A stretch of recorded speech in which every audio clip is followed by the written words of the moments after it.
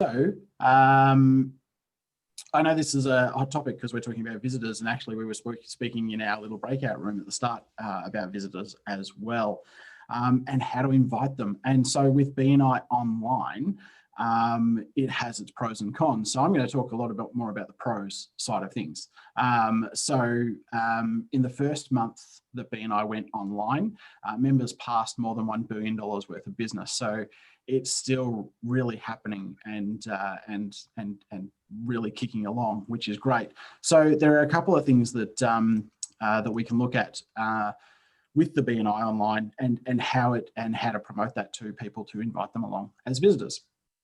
So it's more convenient and saves time. So it removes the travel aspect of things, which is really handy. So it means that people further away, interstate, etc., can join our BNI meetings.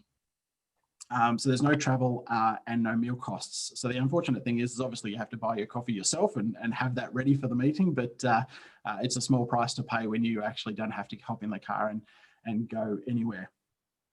So traffic is quite a big one. And I mean, I've been out on the roads a little bit and the traffic isn't that bad. It is getting worse.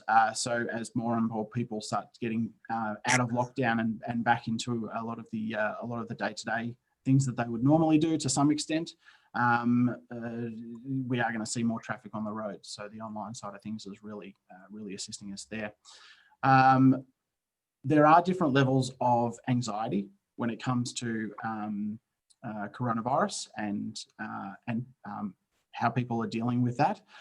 And so having the online aspect really removes that so that they can feel comfortable being in a meeting in their own home and being able to talk with other business owners and other business like-minded people about generating referrals and revenue, etc.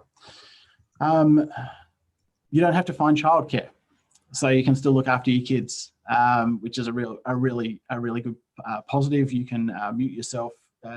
You can speak as quickly as possible. Sometimes it's not always possible with the kids in the background. So you just deal with it. And I mean, we've all been there. We've all had kids come into our Zoom meetings. We've all had pets, you name it, interruptions, because everyone is doing their best to cope with what's happening, and so everyone's understanding. So it's one of those things that, yes, we would prefer professionalism, but we do what we can, and I think everyone really is understanding of that.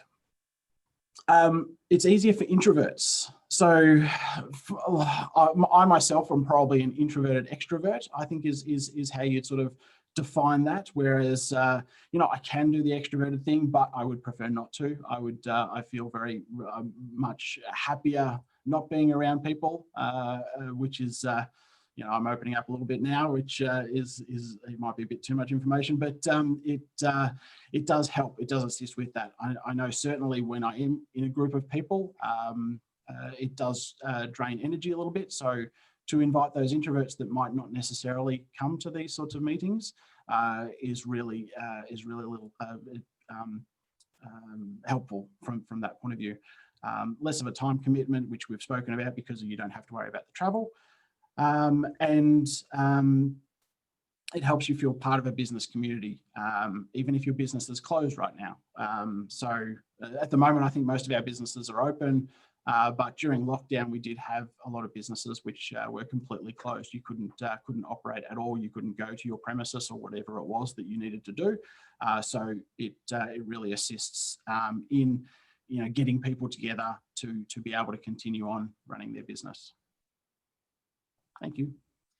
Thanks, James. And yes, there's a lot of positives to being online, and I know we're in an unusual environment. We're starting back at work as well. So there's another transition that we're all making, and I think a bit of self-compassion is good.